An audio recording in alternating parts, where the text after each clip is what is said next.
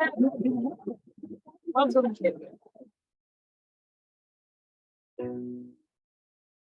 think we want to start now. You want to see my number? Hello? Hello. Hello, everybody.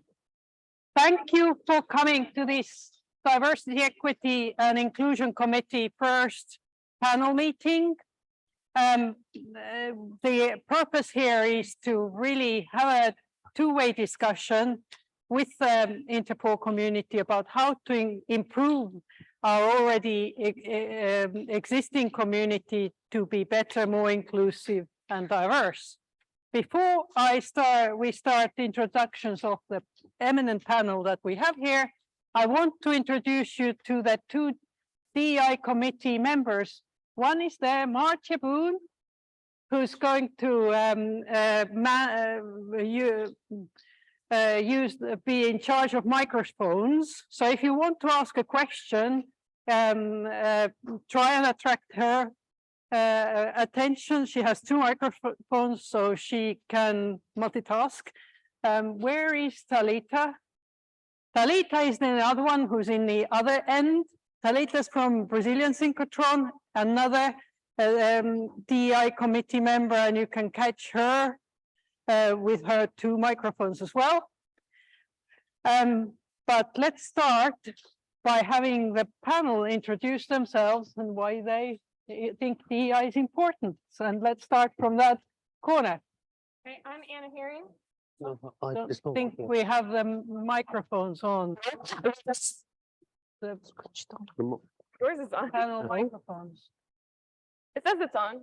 It's on? Okay. I'm Anna Herring. I'm from the University of Tennessee. I'm also a DEI committee member. And I think that,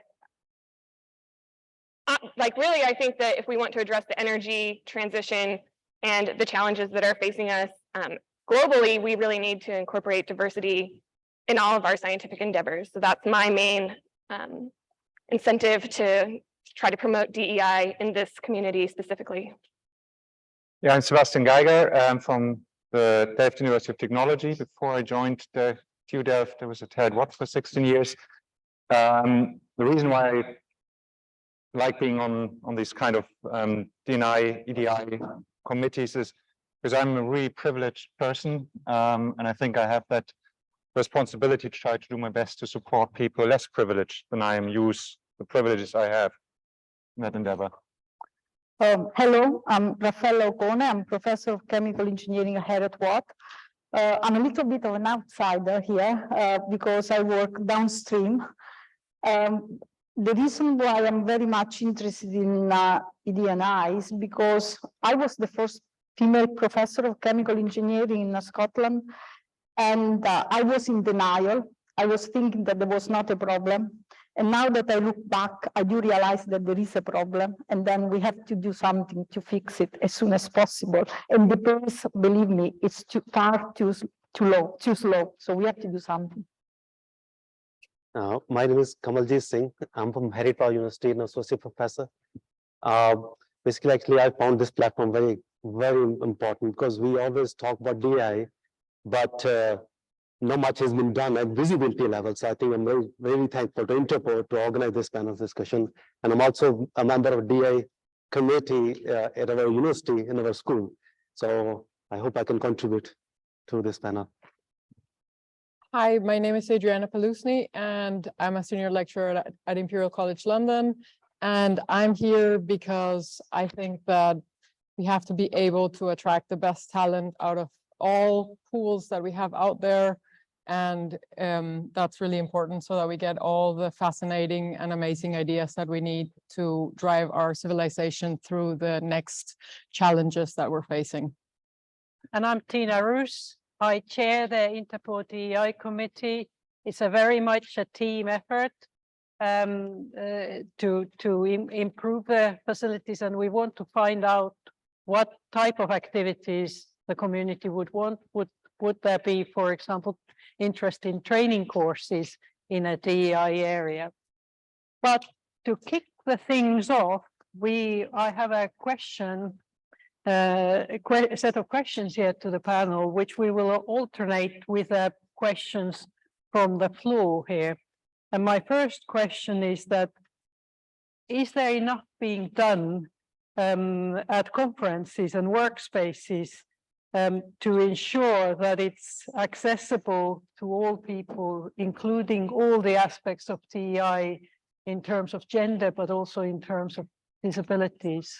And I go to Kamaljit. Okay, thank you very much. I think this is a very important issue, and especially regarding the disability, it's a sensitive issue because with visible disability we see things, and they have been done, especially at workplaces. There are like lots of efforts been put for the last 10 years or so, but there's gaps as well. For example, with non-visible disability, and it's hard to see, for example, and then it's important for the workforce, like places, to really highlight this issue and how to bring it. Because one problem is like people fear to disclose this, which is non-visible. And it's workplaces is one thing, and then we are talking about conferences. I think I'll turn the table around probably. For example, if we have Majid here, other people who can mostly actually comment on what exactly we can do in the future for conferences, because it's really important. And also, this is a very good start at this stage, because I've never seen like slowly conferences are organizing this sort of session, but it's really, really good that InterPore has like started this, and I'm looking forward to if we get more feedback from our public, also sitting here, the participants, and especially the InterPore chair, or for example, Majid. Anna? Yeah, I think, so just looking around the conference facilities that we have here, I do notice that some of the presentation platforms are inaccessible. If there were people that were using mobility aids or things like that, presumably those people would have voiced those accommodation needs prior to the conference being set up, and those things would have been able to be taken care of. I do wonder if maybe sometimes people choose not to attend or choose to avoid the confrontation rather than request the accommodations. And so that's, I guess, a point that we could try to take into account moving forward into the future. I do really think that the hybrid format that has become so popular during COVID is really useful and really beneficial, because people aren't required to have these confrontations to access these spaces. And I also wanted to point out that like the tea time talks that InterPore has put on, I think that's been really excellent and a really great way to enhance accessibility, beyond these annual meetings and things like that as well.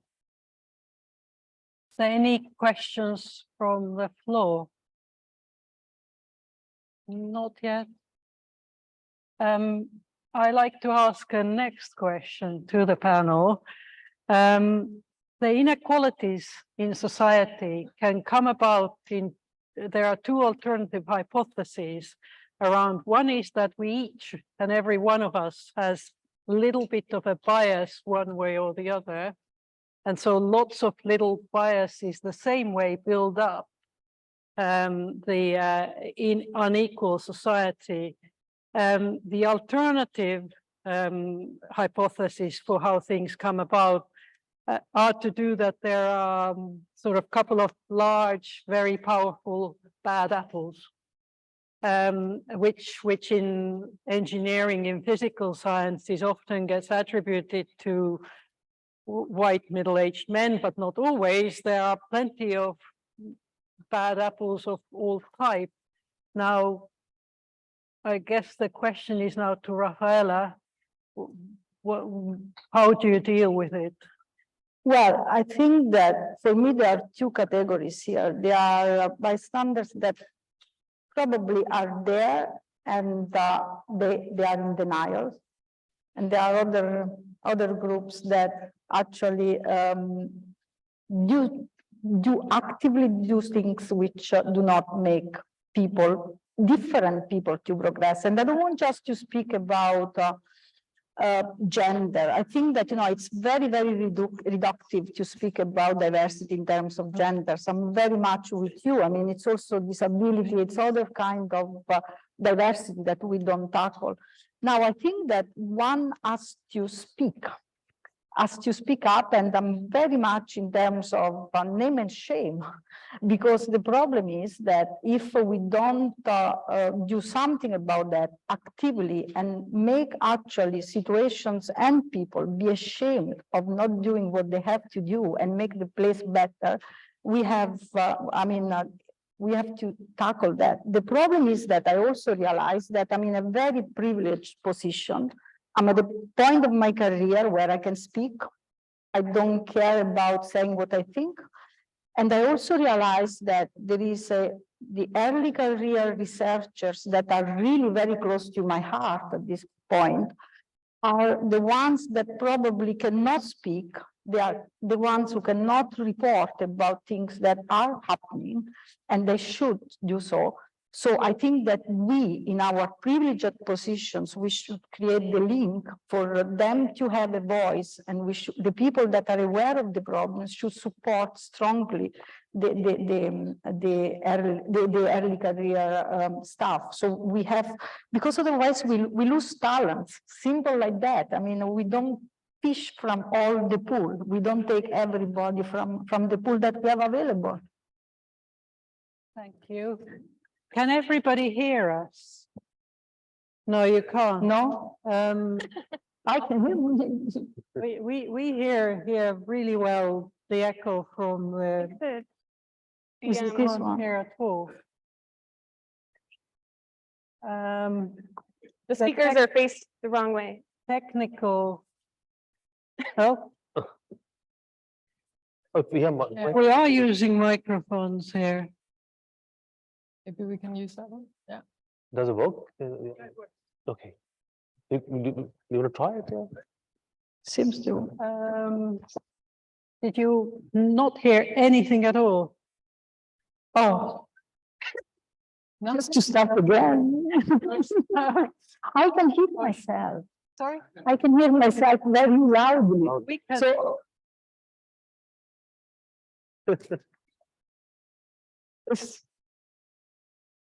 Okay. You want? We see at the back, so people say yes. Okay. Yeah. So the back hears. The front isn't here. The front. Okay, the issue is there. Okay. Is it with the speakers? We come this one as well. Most curious. And the speakers face the wrong way. Yeah. But at the back, they can hear us. Can you hear me? Yes? Okay. Do you want Rafaela to repeat her answer? Okay, let's move on. Sebastian, do you have anything to add to this? Yes, I do. Now people can hear me. I agree with what Raffaella said. It's not neither or. We all have our blind spots, and I'm aware that I have mine and my biases. I think it's sort of up to us as individuals to try and recognize them, work hard on them, and listen to the people. And yes, then there are people in powerful positions. And I agree with what you said. I can't get promoted anymore. It's all department head and upwards, which you could argue is a demotion. So I need to make my voice heard in trying to fight that good cause. But I think what we can do concretely, for me, there are three aspects. So one is really working on the culture. And on a perhaps more positive note, I see there's a big groundswell where people speak up and trying to want to make the world a more equal place. And we had discussions here at Interpol around this in committee organizations and panel discussions, etc. And people like me want to speak up for equality, diversity, and inclusion, and want to listen, again, that trust of the underrepresented minorities to move things forward. I think that's very powerful. We need to keep going with this. I think in organizations, well-composed EDI panels or EDI committees can be very powerful, because you can get the white male and stale people who are sort of the sheep and the wolf in the sheepskin, who can influence some of the decision making. But perhaps more broadly, and that's a more difficult thing to achieve, is to have really cultural change. So I'm thinking about universities or committees or in organizations like Interpol and professional organizations where we go away from sort of the purely metric driven, how many students do we have, what's the research income, what are our rankings, how big is our conference, to actually say how good do we do in terms of EDI and rate the performance of managers based on this, because there's lots of evidence.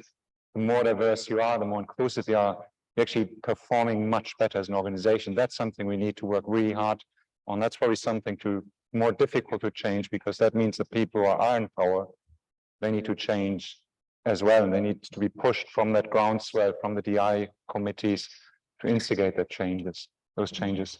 But what can we do, in a sense, given that, as we see here in the audience, we have lots of postdoc PhD student level. It's pretty balanced in terms of gender, at least when we're dealing with, but the struggle comes that we have more senior, the senior ranks are less diverse. So what can we do and what should we do as a community? So I can give one concrete example. Like when in the appointment process at TU Delft, our department, we got the challenge from the dean and said, you guys need to have proper gender balance, because what you're doing now, if you appoint tenure track positions, you're going to bake in for the next generation a bias towards male, or if you're not careful. So some policies and that awareness, that cultural change, that is not going to come overnight, can be very important first step. And that's just one aspect, and there are many other aspects. Hannah? I don't think I have anything to add. I think it's a really tricky problem. Trying to elevate early career people to take on more senior leadership roles can also inhibit their professional development, take extra time that they should be devoting, to research and other activities. So I think it's very tricky. So I'm just looking at the audience. Is there any questions? Anybody would like to? Actually, I just wanted to ask a question to Sebastian, because Sebastian gave a very nice example of when they're recruiting, they are really focusing on like a gender balance. But during this recruitment, I think there was like lots of posts opened up and then you recruited. Are you also looking into other minority groups as well? So in that particular example where I'm involved in, that wasn't the case. And one of the things we also recognize in hindsight, that you need to do a much better job of targeting in the recruitment process before you actually go to the shortlisting. Underrepresented minorities, females, and there again, so good practices of how you structure advertisements to make sure they're more inclusive, that they encourage people to apply, and it's not just the male who are going to apply, because I think, I can wing it and put in my application. So they're good practices, and I think it's really important that we adhere to them. Sorry. So I'd like to add something. For example, in our group, or I personally decided to interview all women that would apply to our posts. We did that because we didn't have many women applying. And it was basically doubling the amount of interviews that we were doing. I think that some of the women that we've hired because of that would have not gone through the initial sift. The other thing that we also do is that we actively target potential candidates on LinkedIn that might already be, fresh out of their postdoc in industry or other positions that might want to come back. And again, we've had some good hires from that too. So I think active participation is really important, and also giving people hope and an impression that that they're valued, and that we welcome them in our community in some active way. I think this makes a difference. if I can add, I think it's a very complex problems to me, and I very much like the fact that you have more opportunities for people to apply, because I think it would be fundamentally wrong if you recruit for the sake of recruiting a woman.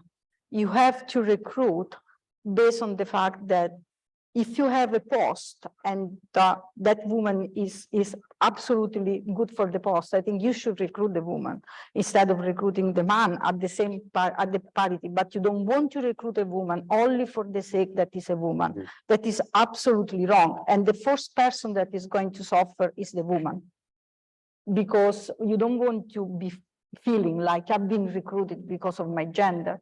But there is another thing about that. It's also about other kind of diversity. And we do feel the gender diversity because, of course, I mean, it's probably the easy one to identify, but other things which are not said, mental diversity, neurodiversity, which is a big thing today. There are many things which we don't like to disclose about ourselves, and that is the difficult one. So we have to make sure that we are inclusive when we publicize and when we make our post available.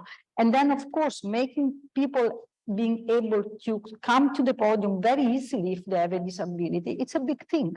And if they feel that they are not coming very easily, they will not come, and then we lose some of the talents. So there are little things that will need to be fixed, I think, and little things can make the difference. Yes, Rainer. Yes, sorry, it was not possible to follow your first part of the discussion, but Martin told me I can ask you the question now related to my wishes. We have analyzed this we have tried to analyze this in detail. And for my understanding, there are two weak things. The first one is that we haven't any kind of interaction to schools. And that is one of the weak points that we have. And my wish is, and we have a program in Stuttgart now, where we try to do this, not so easy, why we can include this kind of aspects in a regular teaching program. I'm 100% sure if we have a chance to do this one, then we can go really one step forward to motivate younger, highly motivated girls to be active. We have Girls' Days, but Girls' Day is not enough. Oh, well, sorry. No, sorry. Oh, that's the first part. Sorry. You want me to answer the first part? Go ahead, please. I have another one. Go ahead, please. Okay, the first part is that you are absolutely right, but I would go another step further than this. We have done something in the school. Actually, we have done quite a lot in engineering in the school, and still we don't see the results that we want to see. What have you done? Please, can you explain this? Going there and going to schools and explaining what, and that doesn't work. Yes. Okay. Sorry, I understood that this is what you meant, and that doesn't work. No, our idea is more like this one, that we are really involved in the normal course program. For instance, if we have 1 year, the 10th class or the 9th class, they must be young enough where we continuously work with them together. And my wish is, if all the others agree, that we develop experiments so that they can get a feeling about what we are doing and can use this in a interactive way so that we can communicate with the kids as good as possible. So I would like to give you a suggestion, because this is what we are trying to do now. You don't want to speak, you don't want to influence the children directly or the students. You want to influence the influencers. If you train the teachers to do that job, they will influence many more people than you going there. And this is where we went wrong. We tried, we spoke to students. It's just one class, one cohort, goodbye, and then it's over. But if you tackle the teachers, they will influence many. And the parents, don't underestimate the parents. That is correct. I have tried to do my best with our kids, but it was not so easy. But it's another. But how we get it? How we get the parents and how we get the teacher into this kind of game? And of course, we need really a platform. And it's not possible to develop your universities, by yourself. I think if it's possible that we agree to develop this together, then I would like to say we have a good chance to go one step forward. And it's not enough, sorry, to have only movies. Movies are no. We must have really physically related examples and easy ones, and they must be well understood. And also, you need to involve the people who are receiving that kind of training. You need to involve them because, okay, the Royal Academy of Engineering has developed a website which is why this is engineering. And we went to look at it. They asked us, what do you think about this? And one of my colleagues raised their hands and said, it's far too fast. And it has to be fast. Youngsters are faster than us. I mean, they are much better, the young generation with mobile phone. I wasn't so good, now I'm good, but not so good with mobile phone. So I think that you have also to ask the students themselves to come on board and to co-create with you that material. And if you can, I'm sorry, I'm shut up now. If you can develop, which all the other ones agree in this audience, that if you can develop a concept like this one and can see how we can share this, then I'm really happy. It's almost like what Rafaela just said, it's up mentoring rather than down mentoring. Your mentoring usually gets viewed as the senior people passing on their wisdom they acquired over the years, but actually co-creating and up mentoring from the younger ones to older ones is the way forward. I want to kind of give. Just wanted to say that I do think that the video platform should not be underestimated as a delivery platform for the newer generation, because the newer generation is consuming videos at a much, much higher rate than we ever did. They have a much, much higher sort of or closer relationship to video content than we ever had.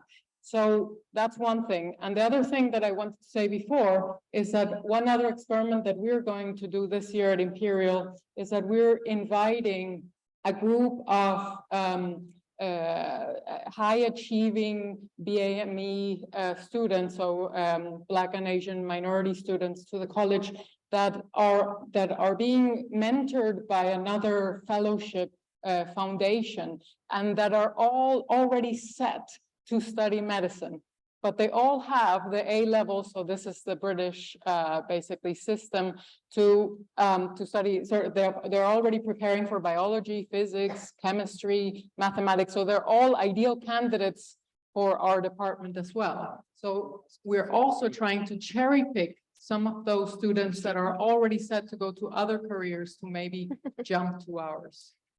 Another strategy. Can I do one comment? I would like to hand over to Kamaljit here. There's another one after you. I think the back. Talita has a person Hello. there. I'm Dieter Froning from Forschungszentrum Jülich. I'm educating mathematical technical software engineers. When I was young, the gender balance, it was balanced. You had the same, roughly the same amount of males and females. In the recent years, there are almost only few females applying for this study, and I do not understand what's changing. After application, both of them are good, sure. But that is, I agree with Rainer. So there must something in the school time that was changed. Can I answer that? Yeah. Yeah, so the I think when it comes to engineering and computational engineering in particular, what engineering means is very country and culture specific thing. So in the UK, and Rafaela will maybe agree with me, is that the engineering is often viewed as bridges and Brunel and sort of very big, heavy structures. Computational engineering is not viewed as an engineering.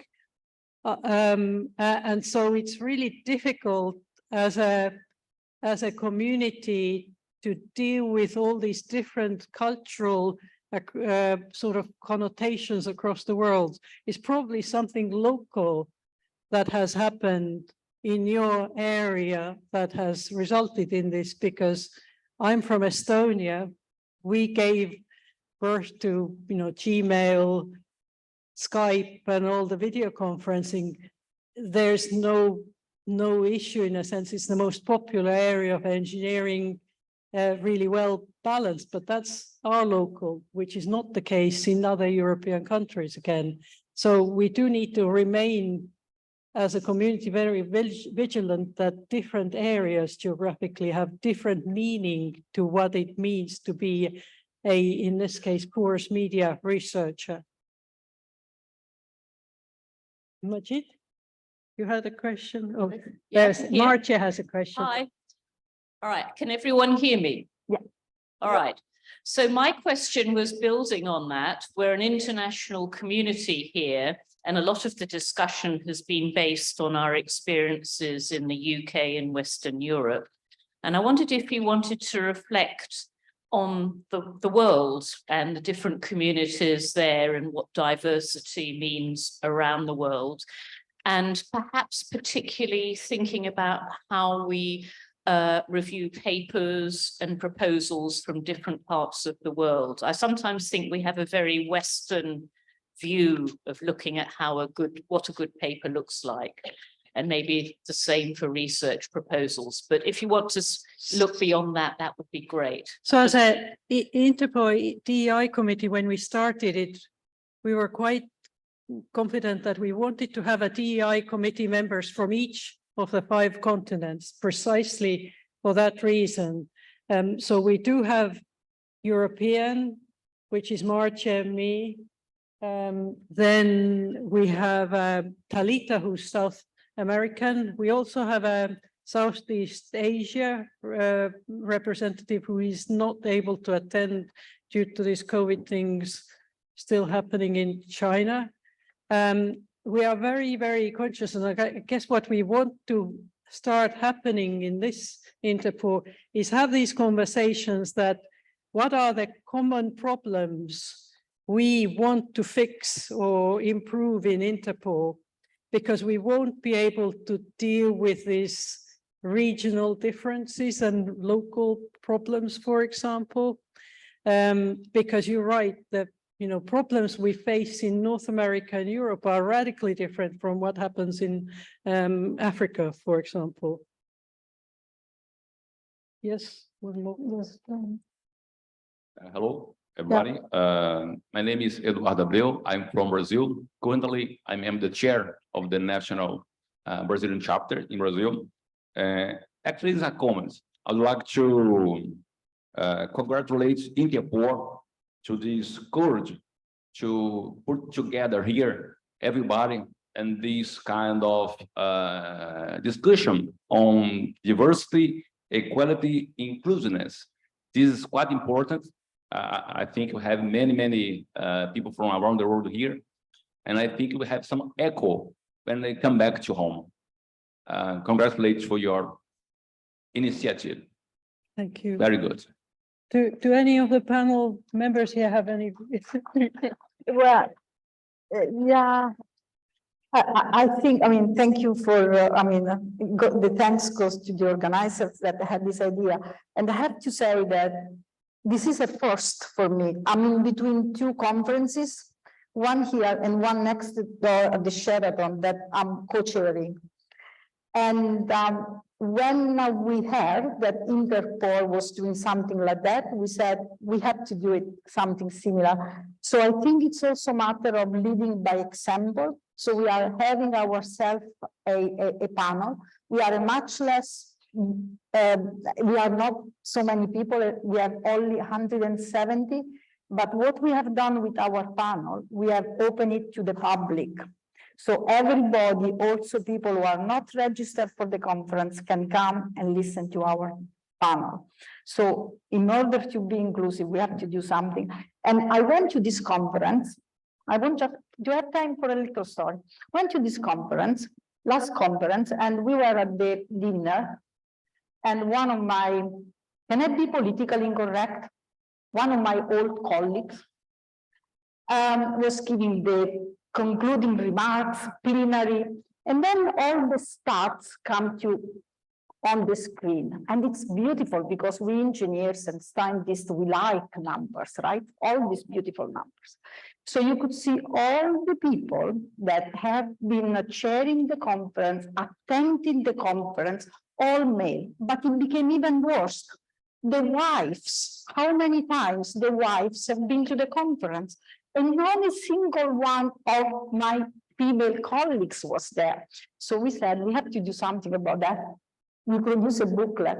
Who are the first chemical engineer women in the world? And there is in each country there is somebody who started chemical engineering. So take the booklet, have some. It's publicity, I know, but it's something that we have to start to do. I think Martia has a question, and then Dalita has a question further on.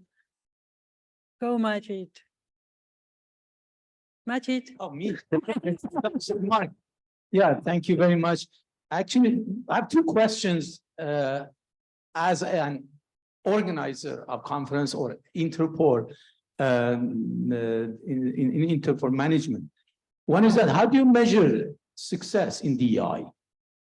Is that just a number? Is it like 50-50 or is it, because there are also people who say, if you look at the number of the researchers in, say, porous media, I don't know, 70% are males, 30% are female. I don't know if that's correct or not. Fortunately, here, in terms of attendance, it's about 60% male and 40% female. So we are hoping that we'll get to 50-50. But how about like speakers? Should they all be 50-50 or session chairs? How do you measure that? That's one question. I have a second question, maybe a little bit more difficult one. We have discussed defining and establishing a award that is exclusively for women scientists, not just being women, but for excellence in. And there are female colleagues who are against that. They say, no, that's not a good idea. So what do you think about that? Oh, Maybe I can actually answer the second question. I'll let the panel deal with the first. No, that's okay. That's being Go ahead, Branko. So the people not in the panel. Yeah, I can answer the second question because I was actually taking the microphone anyway, just before Majid. So I'd like to share some experiences that we have from the awards committee. And we had long discussions of whether we can have a female-only award, or then it became discussion whether we should have an award for all the underrepresented groups. And we came to conclusion that if we encourage more nominations from, say, female nominations and the underrepresented groups, that would convert into more regular awards for females. And actually that was the case in the last few years. So I would like to encourage everyone to think about the female colleagues and colleagues from underrepresented groups, and that could be based on ethnicity, geographical diversity, and so on, to consider suggesting them for the awards. This is one way of dealing with that. So I want to answer Majid's question about how do you measure things. I think because we all are engineering trained people and we desperately want to measure everything and have a kind of, this is the number, now we find. Success basically in this endeavor is when everybody feels happy and included, and it's a feeling of inclusivity and equality. You can't measure feelings necessarily very easily. In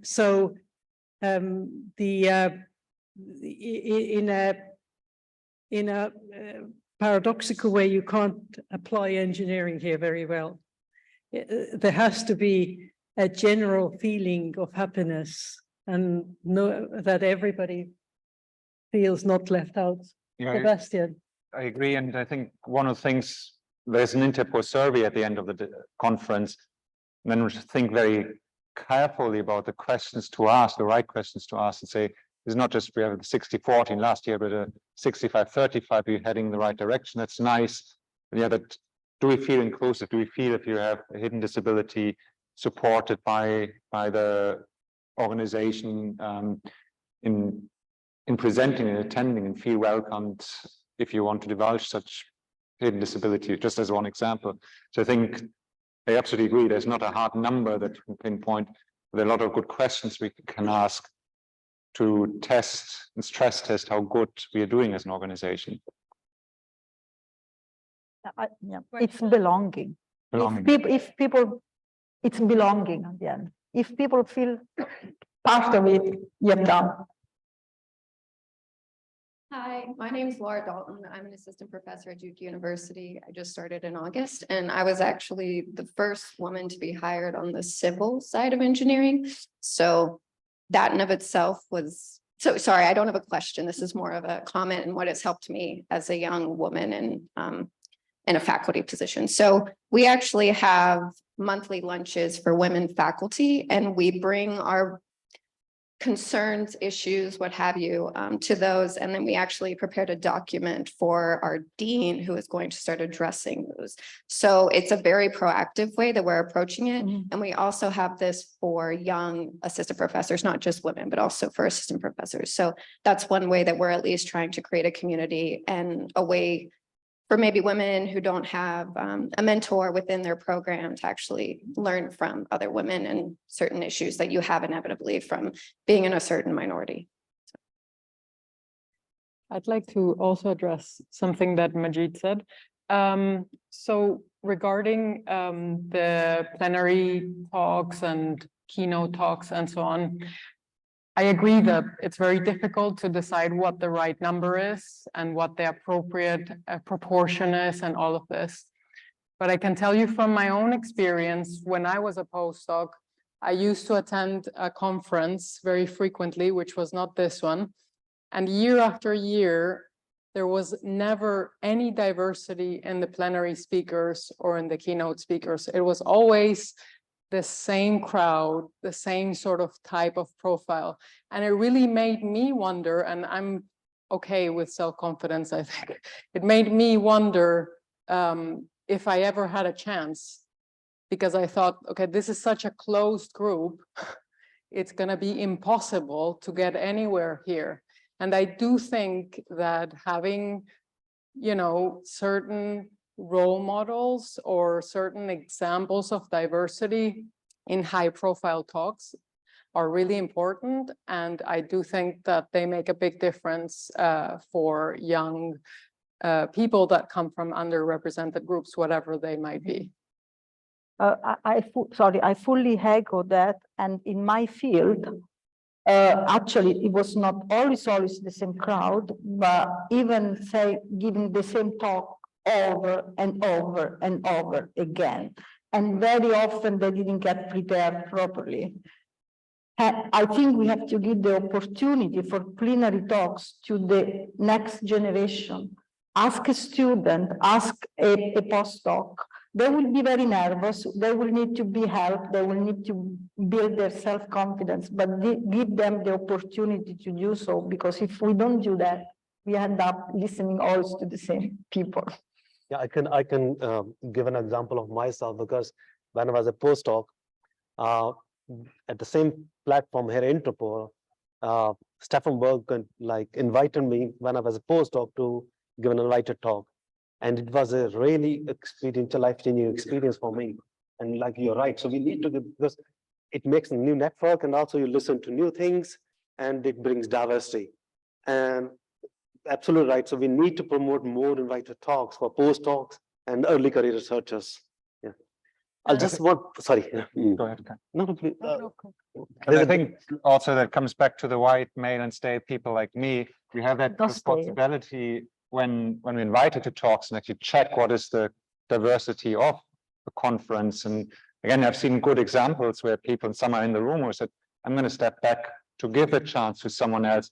Actually, you know what, I'm not going to speak because all you have are the 45 to 55-year-old people who give the same talk over and over again. So my hope is that these dinosaur organizations slowly start dying out because they become less and less attractive, and people feel more drawn on to more modern societies. But we have people like me have this responsibility to challenge those organizations.